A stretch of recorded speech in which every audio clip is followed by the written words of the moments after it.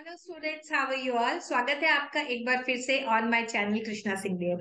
यहाँ पर हम मिल रहे हैं आज क्लास 12 के स्टूडेंट्स के लिए। स्टूडेंट्स जो कि कॉमर्स सब्जेक्ट का जिनका है एक सब्जेक्ट कॉमर्स स्ट्रीम को जो बिलोंग करते हैं, उनके लिए हम लोग past years question paper solve करके देख रहे थे। और हमने स्टार्ट किया हुआ था ईयर 2020 का क्वेश्चन पेपर, जिसके दो पार्ट्स हमने ऑलरेडी कंप्लीट कर लिए हैं। अगर आपने प्रीवियस वीडियोस नहीं देखे हैं तो लिंक आपको आई बटन में मिल जाएगी और नीचे डिस्क्रिप्शन बॉक्स में भी आपको प्लेलिस्ट की लिंक मिल जाएगी। वहां से जाके आप प्रीवियस 2 वीडियोस को देख सकते हैं। हमने क्वेश्चन नंबर 5 तक कंप्लीट किया था पिछले क्लास में, और आज जो मैं आपके साथ करने वाली हूँ वो है क्वेश्चन नंबर 4 तक हमने कंप्लीट किया था प्रीवियस वीडियो में, और क्वेश्चन नंबर 5 ऑनवर्ड्स हम आज स्टार्ट कर रहे हैं।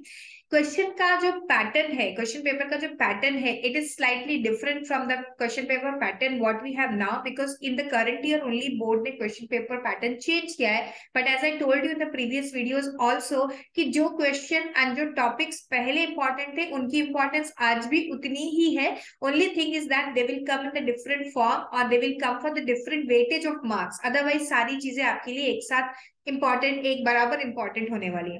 आज हम बात कर रहे हैं क्वेश्चन नंबर 5 की। क्वेश्चन नंबर 5 देखिए यहाँ पर दिया हुआ है आपके सामने। Explain any 3 factors they are asking you that you will consider while determining the working capital requirement of the business enterprise. So business finance के जो यूनिट है वहां से इस क्वेश्चन को पूछा गया है, वर्किंग कैपिटल क्या है एंड वर्किंग क्या what do you consider. Factors दिए गए हैं जो वर्किंग कैपिटल की रिक्वायरमेंट के लिए इंपॉर्टेंट होते हैं। 3 फैक्टर्स आपसे पूछे गए हैं। अब देखिए, जब हम फैक्टर्स की बात करते हैं तो कई बार बच्चे यहाँ कंफ्यूज होकर फिक्स कैपिटल की रिक्वायरमेंट को भी लिख देते हैं। हम यहाँ पर अगर कमेंट पढ़े, एग्जामिनर के कमेंट पढ़े यहाँ पर कि क्या प्रॉब्लम हुई थी, कॉमन मिस्टेक्स क्या थी, तो हमें बहुत अच्छे से समझ में आएगा। majority of candidates were able to explain the 3 methods of sorry, ये जो है ये तो पहले का क्वेश्चन है, मैं थोड़ा आगे पीछे चली गई हूँ। Just let me find out. Question number 5 की बात हो रही थी यहाँ पे, क्वेश्चन नंबर 5 की बात हो रही थी। तो क्वेश्चन नंबर 5 का, हाँ, हम क्वेश्चन 6 पे चली गई थी, मैं थोड़ा नीचे पहुंच करके ये रहा। तो क्वेश्चन नंबर 5 में जो एनालिसिस दी गई है, फैक्टर्स टू बी केप्ट, यहाँ पर एनालिसिस ये दी गई है कि majority of candidates were not able got confused between factors affecting fixed capital and working capital। जो कि होता ही है कि जब आपने थोड़ा ठीक से पढ़ाई नहीं करी है, बहुत बार रिवीजन नहीं किया है, तब आप fix capital and working capital requirement के जो पॉइंट्स है उसमें कंफ्यूज हो जाते हैं। यही प्रॉब्लम मैनेजमेंट की यूनिट में भी होती है, जहां पर हम प्लानिंग, ऑर्गेनाइजिंग, स्टाफिंग और डायरेक्टिंग वगैरह के चैप्टर पढ़ते हैं। कई बार फीचर जो है जम्बल्ड अप हो जाते हैं। स्टूडेंट्स बहुत कंप्लेन करते हैं कि सबको जम्बल्ड अप हो रहा है। जम्बल्ड अप होने का एक ही रीजन है कि आपने बहुत ज्यादा बार रीडिंग नहीं करी। कम से कम 3 readings are required. If you have not done that, इसका मतलब आपको ये जम्बलिंग अप वाली प्रॉब्लम आ रही है। तो देखिए यहाँ पर few candidates wrote correct side headings but could not explain the same. मतलब एक्सप्लेन कर दिया, हेडिंग लिख दिया, लेकिन एक्सप्लेनेशन जो है उसको उसका बिगर एक्सप्लेनेशन होता है 3 to 4 लाइन में, वो नहीं कर पाए। तो आपको इन सब बातों का ध्यान रखना है। अब देखिए कि क्या यहाँ पर पॉइंटर्स दिए हुए हैं। नेचर ऑफ बिजनेस दिया है, साइज ऑफ बिजनेस होता है, मैन्युफैक्चरिंग साइकिल होती है and rapidity of turnover and terms of purchase and sale होती है। तो इन क्रक्स अगर हम बात करें, तो अगर हम नेचर ऑफ बिजनेस की बात करेंगे तो मैन्युफैक्चरिंग बिजनेस को ज्यादा वर्किंग कैपिटल की रिक्वायरमेंट होती है as compare to service industry या फिर जो ट्रेडिंग बिजनेस ही है उसके लिए। अगर साइज ऑफ बिजनेस बात करें तो ऑब्वियसली जो लार्ज स्केल पे काम कर रही है उसकी वर्किंग कैपिटल की रिक्वायरमेंट ज्यादा होगी, और जो स्मॉल स्केल पे काम कर रही है उसकी वर्किंग कैपिटल रिक्वायरमेंट कम है। अगर हम मैन्युफैक्चरिंग साइकिल की बात करें तो अगर किसी बिजनेस का मैन्युफैक्चरिंग साइकिल बहुत लंबा है, 18 महीने 20 महीने का लंबा वर्किंग साइकिल है, तो उसकी वर्किंग प्रोडक्शन साइकिल है, तो उसकी वर्किंग कैपिटल की रिक्वायरमेंट भी ज्यादा होगी। रीजन इज दैट उतने पीरियड के लिए आपका जो वर्किंग कैपिटल है, आपकी जो इन कैपिटल है वो इन्वेस्टेड है, बाहर नहीं निकल रही है। आपने रॉ मटेरियल परचेज किया, फिर का प्रोडक्शन हो रहा है, उसी में फंसा हुआ है। सेल करने के बाद जब पैसा मिलेगा तब तो आप वर्किंग कैपिटल का जो पे जो फाइनेंस लिया होगा उसे आप पे बैक कर पाएंगे, तो रिक्वायरमेंट ज्यादा हो जाएगी। अगर किसी का प्रोडक्शन साइकिल छोटा सा है, 2-3 महीने का या 15-20 दिन का प्रोडक्शन साइकिल है अगर किसी बिजनेस का, तो उसको वर्किंग कैपिटल की रिक्वायरमेंट जो है कम होगी। क्यों? क्योंकि उसकी मनी कब समय के लिए ब्लॉक्ड है। ऐसे ही अगर हम terms of purchase and sales की बात करें तो अगर आपका सेल जो है वो 100% कैश बेसिस पे होता है तो वर्किंग कैपिटल की रिक्वायरमेंट कम हो जाएगी। परचेज के लिए आपको एडिक्वेट क्रेडिट मिल जाता है तो वर्किंग कैपिटल की रिक्वायरमेंट कम हो जाएगी, अदरवाइज ज्यादा रहेगी। अगर हम रैपिडिटी ऑफ टर्नओवर की बात करें तो रैपिड टर्नओवर अगर होगा, मतलब जल्दी जल्दी हम लोगों का सेल हो जाता है, तो हम लोगों को वर्किंग कैपिटल कम चाहिए। क्यों? क्योंकि हमारे पास कैश आ जाता है फिर। लेकिन अगर टर्नओवर में जो गैप है ज्यादा है, क्योंकि प्रोडक्ट ही बड़ा प्रोडक्ट है, महंगा प्रोडक्ट है, थोड़ा धीरे धीरे सेल होता है, तो इन दैट केस हमारी वर्किंग कैपिटल की रिक्वायरमेंट बढ़ जाएगी। तो ये सारे जो पॉइंट्स आपको दिए, इसमें से कोई भी 3 पॉइंट आपको लिख कर आने थे।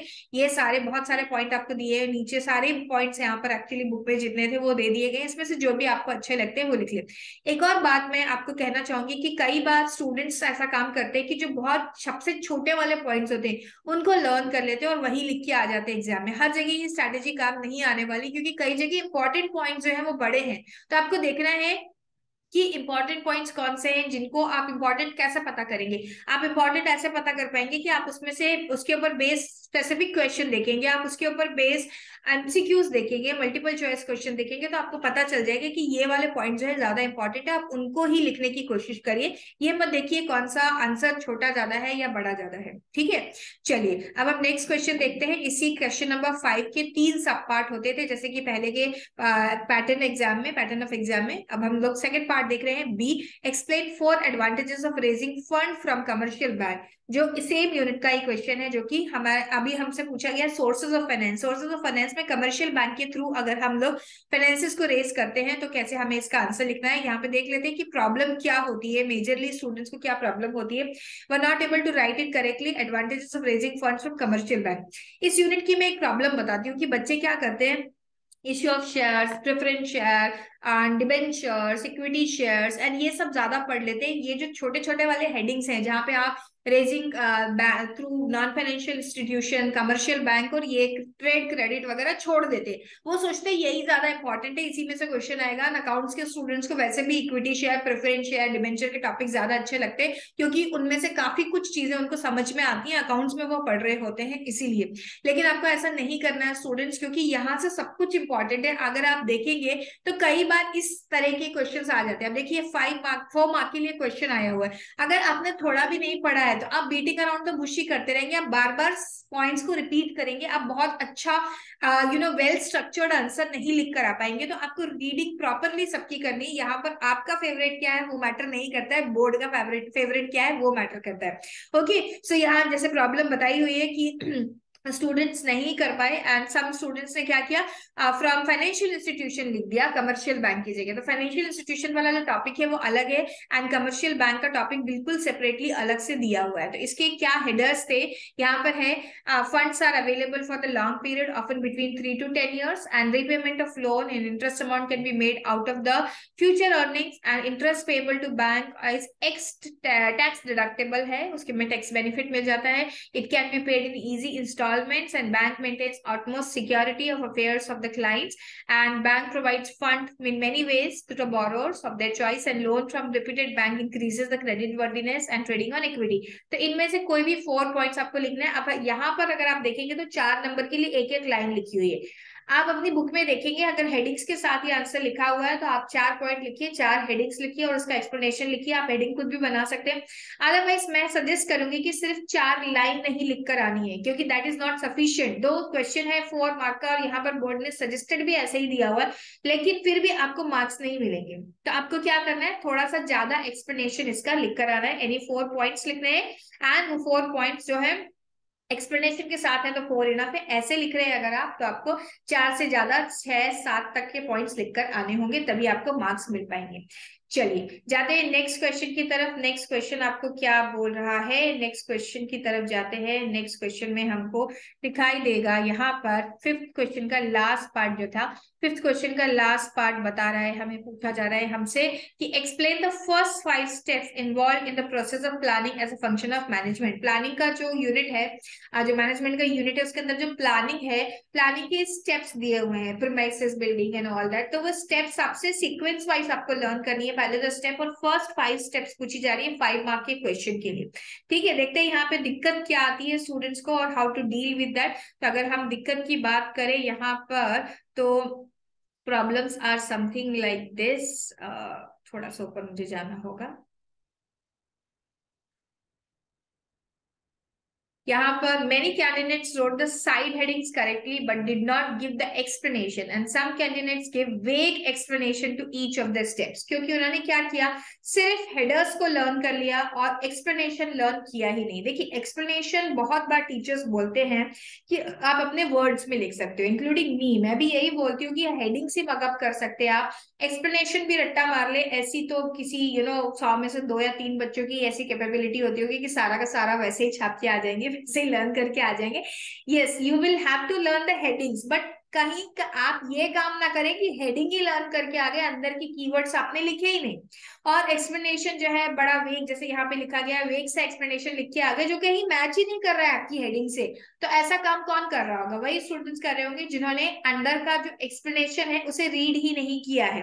अगर आप अपनी लैंग्वेज में भी लिखेंगे तो it has to be somewhere close to the content what is given in the book, what is being explained to you in the class। so इसके लिए आपको keywords की जरूरत होगी, इसके लिए आपको इनफ रीडिंग की जरूरत होगी जो कि आपको करनी ही करनी है, उसका कोई भी चारा नहीं है स्टूडेंट्स। तो आपको ये कीवर्ड्स लर्न करने हैं। और यस, मैं कीवर्ड से याद दिला दूं आपको, कीवर्ड्स की पूरी लिस्ट आपके लिए हमने अवेलेबल करवा दी है, गूगल ड्राइव की लिंक आपको इसमें इस वीडियो के एंड में भी दे दी जाएगी। और एक सेपरेट वीडियो मैंने इसके लिए बनाया हुआ है जहां पर मैंने कीवर्ड्स का पूरा एक्सप्लेनेशन दिया और कीवर्ड्स की पूरी लिंक दी हुई है कि कहाँ से आपको कीवर्ड्स मिल जाएंगे। हर चैप्टर के अंदर के हर सब टॉपिक के कीवर्ड्स का हमने एक एक्सेल शीट बना करके शेयर किया हुआ है, तो प्लीज उसका फायदा उठाइए और आप जितने ज्यादा हो सकते हैं उतने कीवर्ड्स को अपने आंसर का पार्ट बनाइए। चलिए, तो अब हम देखते हैं इसके आंसर में क्या दिया गया है। यहाँ पे स्टेप्स की बात करें, फर्स्ट 5 स्टेप्स ऑफ प्लानिंग हमसे पूछी गई थी। तो फर्स्ट 5 स्टेप ऑफ प्लानिंग में सबसे पहले आता है सेटिंग ऑफ एन ऑब्जेक्टिव, किसके लिए हम प्लान कर रहे हैं, what is the end point, where do you want to reach.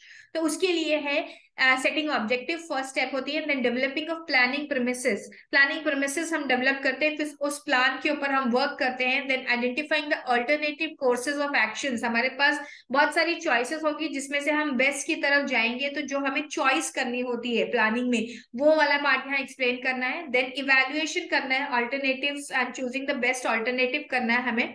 Then उसके बाद फॉर्मुलेटिंग डेरिवेटिव प्लान्स, कि अगर हमारा ये वाला प्लान सक्सेसफुल नहीं हुआ तो हम क्या करेंगे, वो हमें बाद में नहीं सोचना है, वो हम आज से ही सोच के रखेंगे, तभी हमारी प्लानिंग जो है फ्लेक्सिबल भी हो पाएगी और सक्सेसफुल भी हो पाएगी आगे जाके।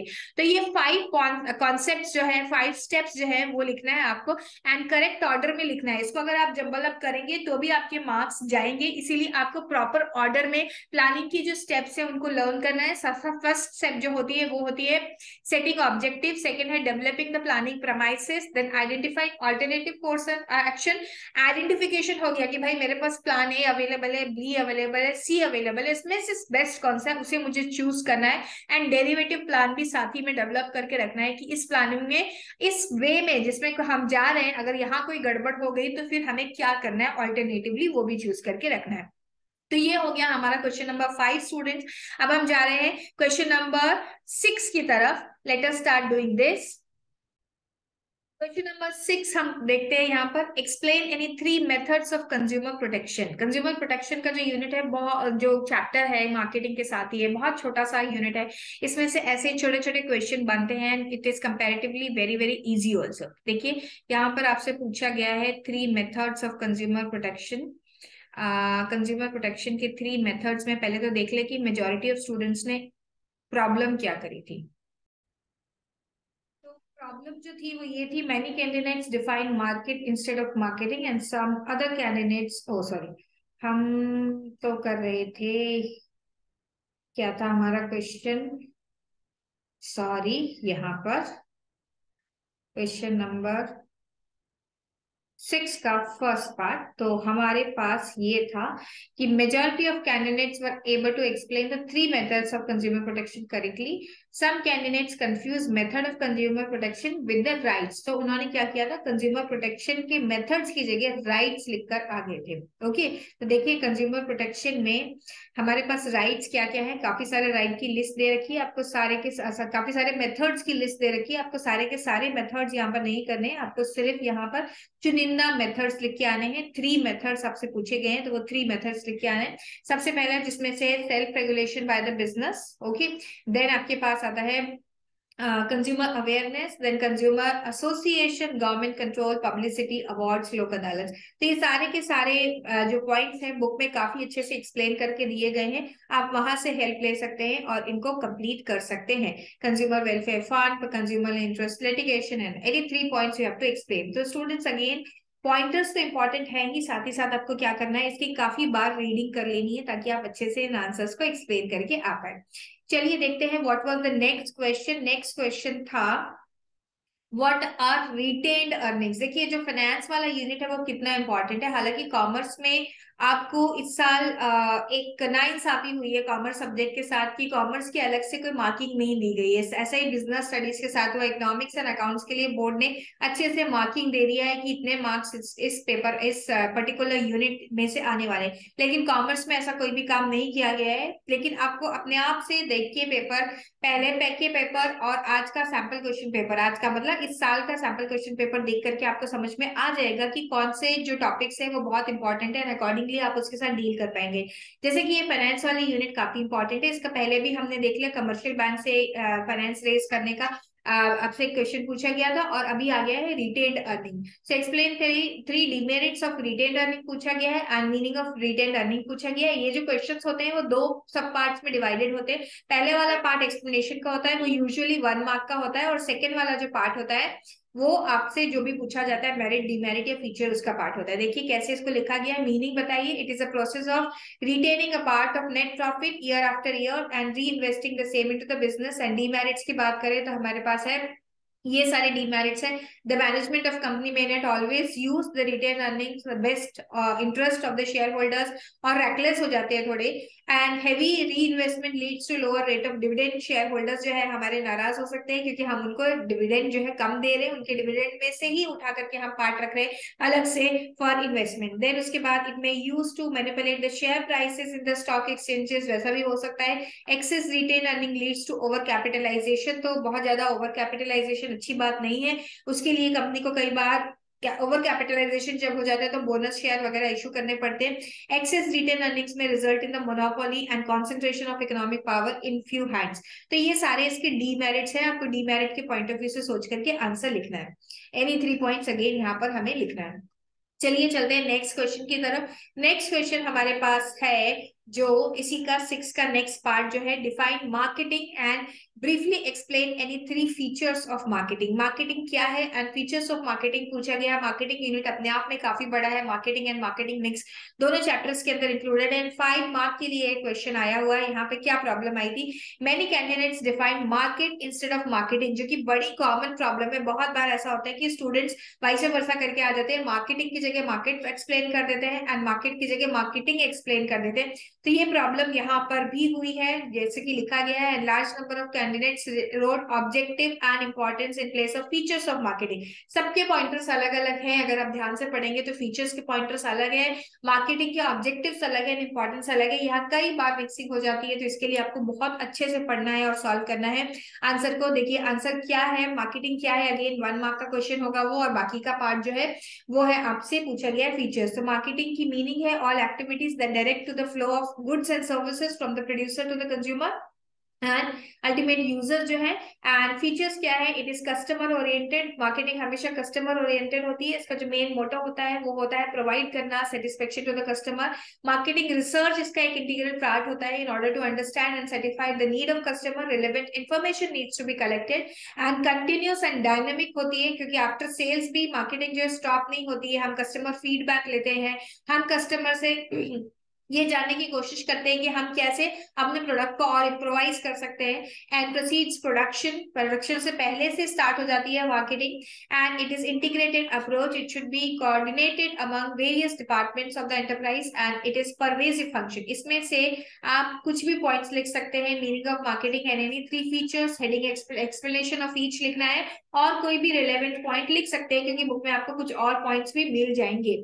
एंड मैं बार बार बोलती हूँ, इस बार फिर से एक बार याद दिला देती हूँ आपको कि आपको कोई भी दूसरी बाहर की बुक फॉलो नहीं करनी है, सीबी गुप्ता सर की बुक ही आप फॉलो करेंगे कॉमर्स के सब्जेक्ट को पढ़ने के लिए, क्योंकि पूरा का पूरा पेपर की जो आप हेडिंग्स यहाँ पर भी देख रहे होंगे सजेस्टेड आंसर में, आपको देखिए पता चल रहा होगा सब सीबी गुप्ता सर की बुक से ही ली हुई हेडिंग्स है एंड एक्सप्लेनेशन है। तो आपको कोई भी और दूसरी बुक रिफर करने की जरूरत नहीं है, अपने रिस्क के ऊपर ही कोई दूसरी बुक का हाथ लगाइएगा, अदरवाइज आपकी जो बुक है सफिशिएंट इनफ है for preparation of your examination.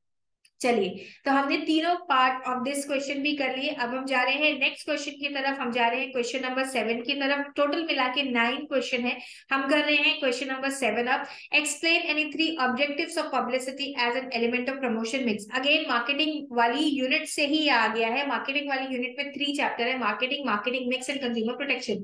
तो वो यूनिट जो है आपको पता चल गया होगा, अभी तक आपने काफी क्वेश्चन देख लिया। मार्केटिंग का क्वेश्चन आ गया आपको इसके पहले, फिर उसके पहले आप ये वाला क्वेश्चन आ गया 3 ऑब्जेक्टिव्स ऑफ पब्लिसिटी, उसके पहले हमने कंज्यूमर वाला क्वेश्चन देखा था। तो अभी तक के कुछ कुल मिला के 10 मार्क तक का यहाँ पर हमने डिस्कस कर लिया है। Explain any 3 objectives of publicity as an element of promotion mix. पहले देखिए यहाँ पे प्रॉब्लम क्या होती है, majority of candidates loads features of publicity, whereas क्या पूछा गया था, ऑब्जेक्टिव्स ऑफ पब्लिसिटी पूछे गए थे, नॉट द फीचर्स। ओके, यहाँ पर देखिए कि क्या फीचर्स हैं, अब सॉरी ऑब्जेक्टिव ऑफ पब्लिसिटी क्या है।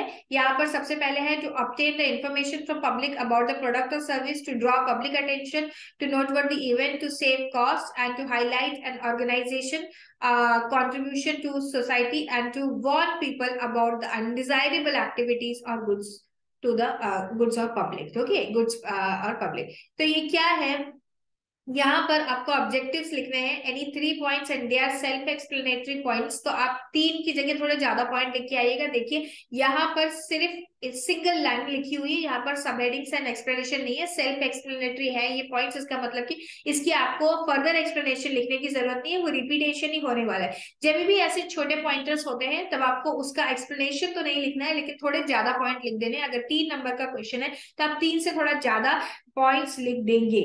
ओके, चलिए अब हम जाते हैं आगे और देखते हैं इस क्वेश्चन का, क्वेश्चन नंबर 7 का नेक्स्ट पार्ट क्या था। क्वेश्चन नंबर 7 का नेक्स्ट पार्ट था what are various channels of distribution available to a manufacturer in the process of distribution. Again marketing वाली यूनिट से ही आ गया।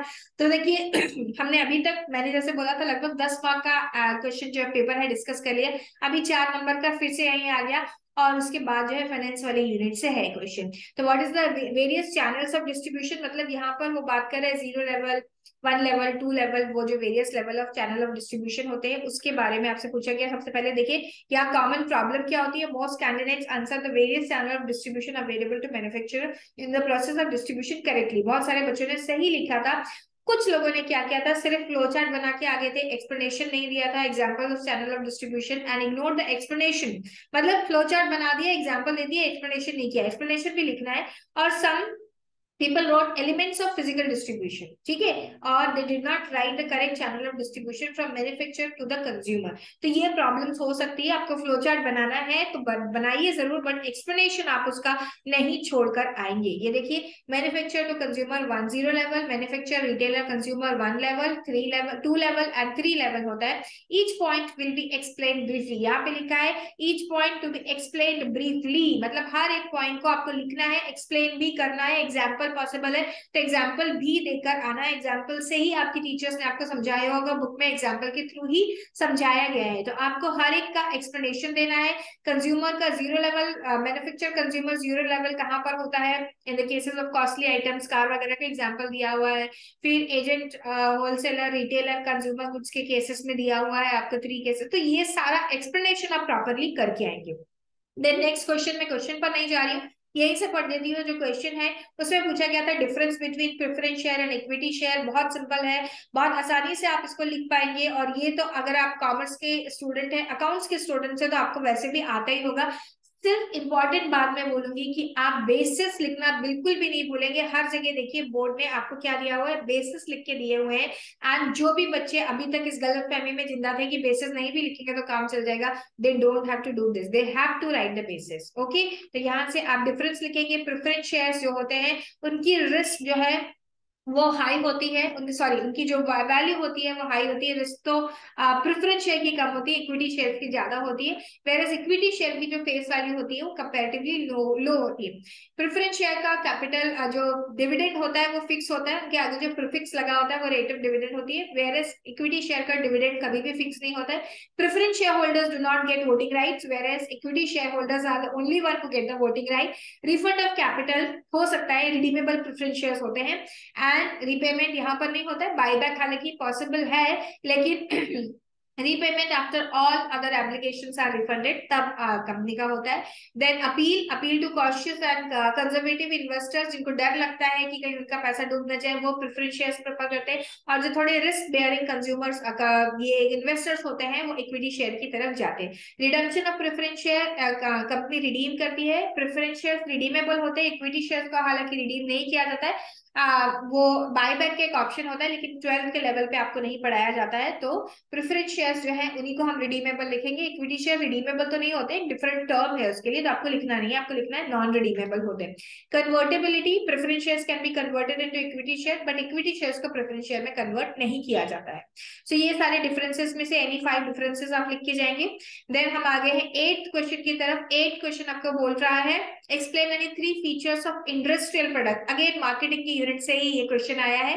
तो इंडस्ट्रियल प्रोडक्ट क्या होते हैं? Many candidates wrote about the classification and meaning of industrial product, and some candidates explain the types of industrial products. Okay, the raw material, operating surplus, and ये सब most answers were vague, inadequate, and inaccurate instead of features of industrial product. तो आपको types वगैरह नहीं पूछा गया था यहाँ पे, industrial product क्या होता है वो पूछा गया था, उसके फीचर्स पूछे गए थे। तो आंसर देखिए क्या है कि इंडस्ट्रियल प्रोडक्ट की फ्यू बायर्स होते हैं, obviously industries are buying. Intermediate consumption है, अगर आप इसे इकोनॉमिक्स से रिलेट करना चाहेंगे तो this is intermediate consumption. And indirect और डिराइव डिमांड होती है इसकी, क्योंकि सपोज अगर हैवी जनरेटर है, हैवी जनरेटर की डिमांड हमको नहीं है, किसको है? अमॉल, मैन्युफैक्चरिंग यूनिट, उसकी डिमांड है। ओके, उनको जरूरत है, क्यों? उनका प्रोडक्शन कंटिन्यूस रखने के लिए। देन ज्योग्राफिकल कॉन्सेंट्रेशन, क्योंकि मोस्टली जो एक तरीके की इंडस्ट्रीज होती है एक ही एरिया में सिचुएटेड होती है। जैसे मैं टेक्सटाइल मिल्स की बात करूँ तो सूरत या फिर मुंबई, इस तरह जगह, मुंबई तो अब इतना नहीं रह गया, इन सब जगहों में उसकी रिक्वायरमेंट होती है। तो ज्योग्राफिकल कंसंट्रेशन भी होता है इंडस्ट्रियल प्रोडक्ट का। देन अगर हम बात करें distribution channel, shorter distribution channel होता है, मोस्टली 0 या 1 लेवल। क्यों? क्योंकि यहाँ पर हैवी प्रोडक्ट होते हैं, कम बायर से एक ही जगह पे है, तो कंपनी खुद ही सेल कर देती है। And technical consideration, industrial products are complex and involve technical issues, क्योंकि ये मशीन वगैरह की बात हो रही है यहाँ पर। तो ये सारे पॉइंट्स हैं आपके, ये 3 नंबर का क्वेश्चन था, तो एनी 3 पॉइंट्स आपको लिखने थे, एनी 3 फीचर्स लिख के आने थे। नेक्स्ट क्वेश्चन जो है हमारा, नेक्स्ट क्वेश्चन था क्वेश्चन नंबर 8 का सेकंड सब पार्ट जो था वो था define management and briefly explain any 3 objectives of management. Define management and briefly explain any 3 objectives of management, ये आपसे 4 नंबर के लिए पूछा गया क्वेश्चन था। तो यहाँ पर हमको जो आंसर लिखना था वो ये था, मैनेजमेंट की मीनिंग लिखनी थी, any one of relevant answer लिखना था। Meaning, management is an art of knowing exactly what is to be do. तो ये जो 3-4 आपको ऑप्शन दिए गए हैं इसमें से एक कोई लिखना था। Meaning of management, management is what management does, it is the task of planning, execution and controlling. Then objectives लिखने थे आपसे, मैनेजमेंट के कोई भी ऑब्जेक्टिव पूछे गए थे और any 3 objective with brief explanation लिखने थे। यहाँ पर आपको हेडर्स जरूर लिखने थे, सब हेडिंग्स दी हुई है, growth and development and prosperity, organisation, sufficient profit, ये सब लिखना था। Quality products at fair prices, improving performance, development of people, ये सारे ऑब्जेक्टिव्स आपको लिखने थे। Again header and explanation. जाते हैं नेक्स्ट क्वेश्चन की तरफ। नेक्स्ट क्वेश्चन था आपका क्वेश्चन नंबर 8 का नेक्स्ट क्वेश्चन था लास्ट वाला, explain any 5 qualities of good leader, good leadership possess. बहुत ही सिंपल क्वेश्चन, ये क्वेश्चन आ जाता है तो बड़े बच्चे खुश हो जाते हैं कि अरे इसे तो हम आसानी से लिख सकते हैं विद जनरल नॉलेज। यस, बहुत आसानी से इसको लिख पाएंगे and most of the candidates बहुत आसानी से कर पाएंगे। ठीक है, तो जैसे लिखा भी हुआ है यहाँ रिमार्क में, देखिए large number of candidates could attempt this question well, क्योंकि बहुत ईजी था। ठीक है, तो देखिए यहाँ पर जितनी सारी क्वालिटीज है गुड लीडर की, उसमें से कोई भी आपको 5 क्वालिटी शायद पूछी थी, वो करना है। Sound physique, intelligence, initiative, decisiveness, emotional stability, self confidence, willpower, and so many other. Any 5 with brief explanation you were supposed to explain. तो explanation भी proper होना चाहिए था, proper keywords के साथ होना चाहिए था। Then reaching to the next question, आपका जो नेक्स्ट क्वेश्चन है वो है 9th question, write short notes on following. ये जो 9th क्वेश्चन है इसमें आपसे अलग अलग जगह से टॉपिक्स पूछे गए, उसके ऊपर शॉर्ट नोट्स लिखने के लिए बोल दिया गया। Each short note is a 4 mark. Okay, तो इसको काफी अच्छे से एक्सप्लेन करना है। इसके अंदर का जो हेडिंग्स है उसे भी लिखना है। पहला था instalment credit as a source of short term funds, source of finance for a business. देखिए अगेन कहाँ से आ गया, ये फाइनेंस वाली यूनिट से आ गया। Line and staff organisation, organisation chapter का क्वेश्चन आ गया। And marketing research, marketing research फिर से मार्केटिंग वाली यूनिट से हमारे पास क्वेश्चन आ गया। यहाँ पर कॉमन मिस्टेक क्या हुई थी, majority of candidates wrote the meaning and instalment credit and source of short of some finance correctly, however a few candidates wrote only the disadvantages. मतलब पार्शियल क्वेश्चन लर्न करना। तो ये इस तरीके की प्रॉब्लम्स हो सकती है। आपको ठीक से क्वेश्चंस लर्न करना है। देखिए इसके आंसर्स लर्न करने हैं। देखिए इसके आंसर। अब आपको कितना बड़ा आंसर लिखना है 4 मार्क के लिए, ये क्वेश्चन होता है स्टूडेंट्स के दिमाग में। तो सबसे पहले देखिए कैसे बताया गया है कि इंस्टॉलमेंट क्रेडिट क्या होता है, उसकी आपने मीनिंग लिखी है, फिर उसके बाद उसकी एडवांटेजेस लिखिए और उसकी डिसएडवांटेजेस लिखिए। ऑब्वियसली 4 मार्क के लिए क्वेश्चन पूछा जाएगा तो 4 मार्क काफी होते हैं, तो आपको काफी सारा लिखना है। अभी इन्होंने तो नीचे लिख दिया give meaning, 1 advantage and 1 disadvantage, लेकिन अगर आप ऐसे सेल्फ एक्सप्लेनेटरी लिख के आएंगे, 1 लाइन लिख के आएंगे, तो 1 से काम नहीं चलेगा। स्टूडेंट मैं पहले ही बता दे रही हूँ आप लोगों को, कम से कम दो मीनिंग, दो एडवांटेजेस एंड दो डिसएडवांटेजेस आपको लिख के आनी पड़ेगी। ठीक है, चलिए चलते हैं नेक्स्ट क्वेश्चन की तरफ। लाइन एंड स्टाफ ऑर्गेनाइजेशन किसे बोलते हैं, दीज आर 2 टाइप्स, तो आप उनका एक्सप्लेन करेंगे, what is the meaning, and फिर उसके एडवांटेजेस एंड डिसएडवांटेजेस लिखेंगे। ठीक है, एंड उसके बाद लास्ट क्वेश्चन था मार्केटिंग रिसर्च। मार्केटिंग रिसर्च का मीनिंग लिखना है, उसकी टेक्निक्स लिखनी है, एडवांटेजेस लिखने हैं एंड डिसएडवांटेजेस लिखने हैं। अगेन यहाँ पर लास्ट में कुछ कम बोला गया होगा आपसे, यहाँ पे बोला नहीं गया, लेकिन yes you have to write adequate. आपको खुद लिखते समय लगना चाहिए कि 4 नंबर के लिए मैंने जस्टिफाई किया है या नहीं किया है। सो स्टूडेंट इस तरीके से हमने 2020 का सारा पेपर जो है कवर अप कर लिया है। I hope this will help you. And जैसा कि मैंने आपको बोला था, मैंने सैम्पल क्वेश्चन पेपर भी डिस्कस किया है एंड कुछ और papers from the previous years discuss किए हैं, जिसको ये आप मेरी ऐप से जाके परचेज कर सकते हैं। ओनली 1 रुपीज का वो कोर्स है, आप वहां से उसे देख लेंगे तो आपको काफी सारा बेनिफिट मिलेगा। This is going to be a percentage booster for you, because इस तरीके के जो एनालिसिस होती है प्रीवियस ईयर क्वेश्चन पेपर्स की, काफी ज्यादा काम आती है, क्योंकि हमें जो भी इंपॉर्टेंट चीजें हैं सब कुछ पता चल गई होती है प्रीवियस ईयर के क्वेश्चन पेपर से। तो आपको वो जरूर देख लेना चाहिए। और अगर कोई टीचर मेरी तरह आपको पढ़ा रहा है और एक्सप्लेन कर रहा है साथ साथ, तो उससे उससे ज्यादा अच्छी बात नहीं हो सकती, क्योंकि आपके साथ साथ काफी सारे कॉन्सेप्ट रिवाइज भी होते चले जाएंगे। चलिए student, that's all for today, will meet once again. And yes, अगर आपको ये वीडियो यूजफुल लगता है तो इसे अपने फ्रेंड्स के साथ लाइक शेयर करना मत भूलिए, एंड लाइक भी कर दीजिए। एंड चैनल पर नए हैं तो चैनल को सब्सक्राइब जरूर करिएगा। Will meet again, till then bye.